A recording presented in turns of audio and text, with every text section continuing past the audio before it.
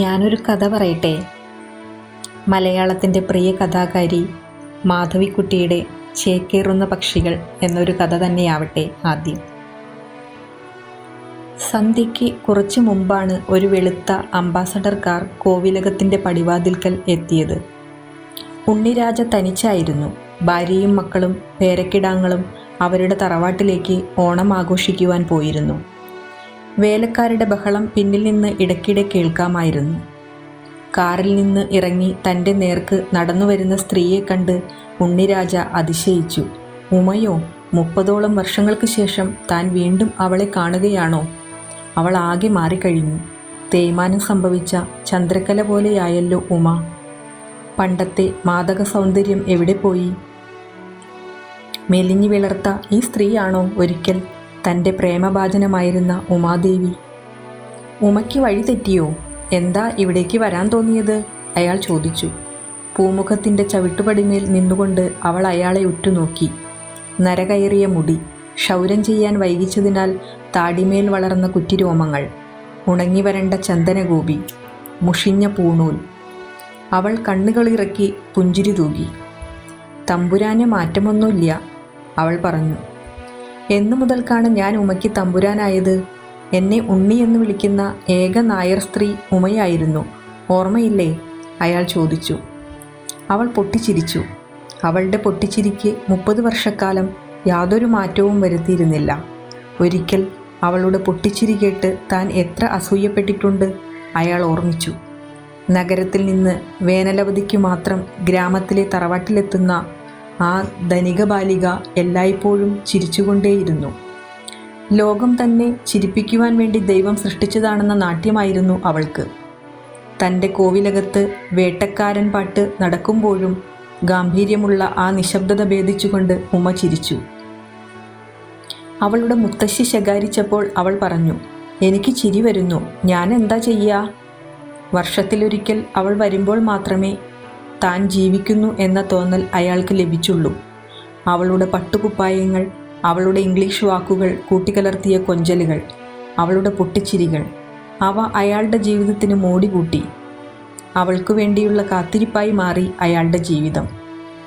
ഉണ്ണി എന്നോട് ഇരിക്കാൻ പറയാത്തത് എന്താണ്? ഭാര്യ കോപിക്കുമെന്ന് പേടിയുണ്ടോ? ഉമ ചോദിച്ചു. ഏയ്, ഞാൻ പറഞ്ഞില്ലെങ്കിലും ഉമയ്ക്ക് ഇവിടെ ഇരിക്കാൻ അധികാരമുണ്ട്. ഇവിടെ ആരുമില്ല. അവളുടെ വീട്ടിലേക്ക് പോയിരിക്കുകയാണ്. 3 ഓണത്തിന് ശേഷം മടങ്ങും, അയാൾ പറഞ്ഞു. ഞാൻ ഗുരുവായൂർ ഭജിക്കാൻ വന്നതാ. ഒരു ഹോട്ടലിൽ മുറിയെടുത്തു. 7 ദിവസം മനസ്സിരുത്തി ഭജിക്കാൻ പറഞ്ഞു എല്ലാവരും, അവൾ പറഞ്ഞു. അവളുടെ പുഞ്ചിരി അവിശ്വാസിയുടെ പുഞ്ചിരിയായിരുന്നു. എന്തിനേയും നിരന്തരം ചോദ്യം ചെയ്യുന്ന ഒരു യുക്തിവാദിയുടെ പുഞ്ചിരി. ഉമയ്ക്ക് അമ്പലങ്ങളിൽ വിശ്വാസമില്ലെന്ന് ഞാൻ പത്രങ്ങളിൽ വായിച്ചിട്ടുണ്ട്, അയാൾ പറഞ്ഞു. എനിക്ക് ക്യാൻസറിലും വിശ്വാസമുണ്ടായിരുന്നില്ല, അത് എന്നെ ബാധിക്കുന്നതുവരെ, അവൾ പറഞ്ഞു. ആ നിമിഷത്തിൽ അവളുടെ ചിരി തന്നെ കഠിനമായി വേദനിപ്പിക്കുന്നുവെന്ന് അയാൾക്ക് തോന്നി. തനിക്ക് ക്യാൻസർ ഉണ്ടെന്ന് പ്രസ്താവിക്കുമ്പോൾ അവൾക്ക് കരയാമായിരുന്നു. ആ കരച്ചിൽ തൻ്റെ ഹൃദയത്തെ ഇത്ര കണ്ട് മതിക്കുമായിരുന്നില്ല. അയാൾ ഉമയ്ക്ക് വേണ്ടി നാളെ തന്നെ ഒരു മൃത്യുഞ്ജയഹോമം നടത്തിക്കാം. ഉമയ്ക്ക് സുഖം കിട്ടും, എനിക്ക് തീർച്ചയുണ്ട്, അയാൾ പറഞ്ഞു. മരിച്ചാലും ഒരുതരം സുഖം കിട്ടും ഉണ്ണി, ഉമ പറഞ്ഞു. മരിക്കേണ്ട പ്രായമായിട്ടില്ല, അയാൾ പറഞ്ഞു. അവൾ തൻ്റെ ചുറ്റുപാടും അലസമായി കണ്ണോടിച്ചു. തെങ്ങിൻ തോപ്പുകൾക്കും പാടങ്ങൾക്കും അപ്പുറം ചക്രവാളം ചുവന്നിരുന്നു. പാമ്പിൻകാവിലെ ഇലഞ്ഞിക്കുമീതെ വിളർത്ത ഒരു നക്ഷത്രം ഉദിച്ചു കണ്ടു. ആദ്യത്തെ നക്ഷത്രം, അവൾ മന്ത്രിച്ചു. അതെ, വ്യാഴം, അയാൾ പറഞ്ഞു. ഉണ്ണിക്ക് ഓർമ്മയില്ലേ ഞാൻ വ്യാഴനക്ഷത്രത്തെ നോക്കി ഒരു ശ്ലോകം ചൊല്ലിയിരുന്നത്? അഭീഷ്ടസിദ്ധിക്ക് വേണ്ടി 41 ദിവസം ഞാൻ ആ ശ്ലോകം ചൊല്ലി മനസ്സിരുത്തി ചൊല്ലി. എന്നിട്ടോ എനിക്ക് ഒന്നും കിട്ടിയില്ല, ഉമ പറഞ്ഞു. ഉമയ്ക്ക് എന്താണ് കിട്ടാഞ്ഞത്? എല്ലാം കിട്ടിയല്ലോ. വേണ്ടത്ര ധനം, പ്രസിദ്ധി, ഇനി എന്തു വേണം? അയാൾ ചോദിച്ചു. ഉമ പടിഞ്ഞാട്ട് നോക്കിക്കൊണ്ട് നിശ്ചലയായി ഇരുന്നു. അവളുടെ കണ്ണുകളിൽ അസ്തമനത്തിൻ്റെ ചുവപ്പ് സന്ധ്യയ്ക്ക് വെച്ച തിരിയുന്നതുപോലെ പ്രകാശിച്ചു. വിളക്ക് വെച്ച കവാടങ്ങളായി മാറി ആ ക്ഷീണിച്ച കണ്ണുകൾ. സംസാരിക്കുവാൻ ശ്രമം നടത്തിയപ്പോൾ അയാളുടെ തൊണ്ടയിടറി. ഇത്രയേറെ ബഹുമതികൾ ലഭിച്ച ഒരെഴുത്തുകാരി കേരളത്തിലുണ്ടോ? അയാൾ ചോദിച്ചു. ഉമ ഒരു ശ്ലോകം മൃദുസ്വരത്തിൽ ചൊല്ലി. ഉമ ഒന്നും മറന്നിട്ടില്ല. പഠിച്ച ശ്ലോകങ്ങളും സ്തോത്രങ്ങളും ഒന്നും ഉമ മറന്നിട്ടില്ല. അത്ഭുതം തന്നെ, അയാൾ പറഞ്ഞു. അർത്ഥം മനസ്സിലാക്കാതെ ചൊല്ലിത്തുടങ്ങി. എല്ലാം കാണാപ്പാടമായി.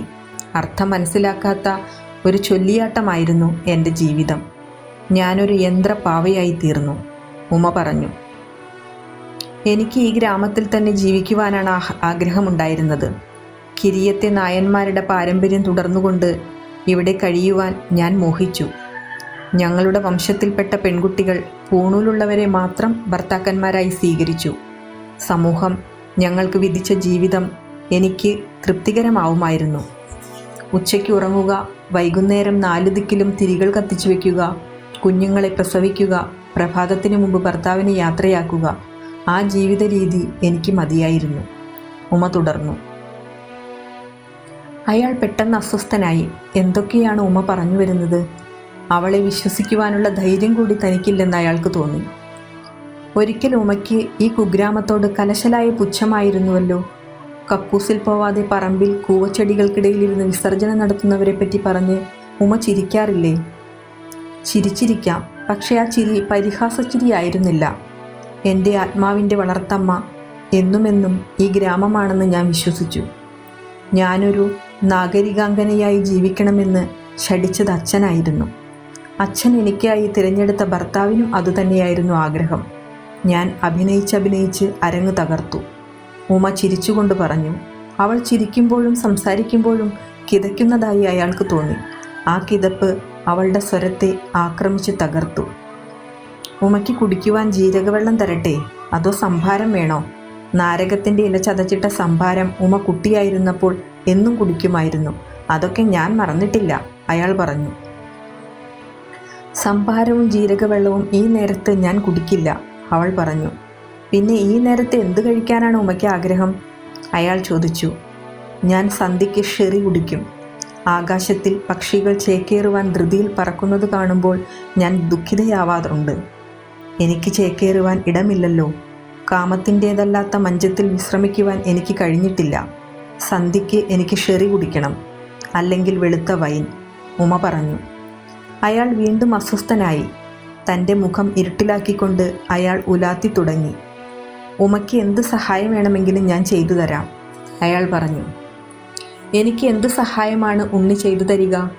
കഴിഞ്ഞുപോയ യൗവനം മടക്കി കിട്ടില്ലല്ലോ. ഭർത്താവിൻ്റെ ഹിതത്തിന് വിപരീതമായി ഞാൻ ഒരിക്കലും പ്രവർത്തിച്ചിട്ടില്ല. ആജ്ഞയുടെ ചരടാൽ അദ്ദേഹം എൻ്റെ ചലനങ്ങളെ നിയന്ത്രിച്ചു. പ്രീതിപ്പെടുത്തേണ്ടവരെ പ്രീതിപ്പെടുത്താൻ ഞാൻ സന്നദ്ധയായി.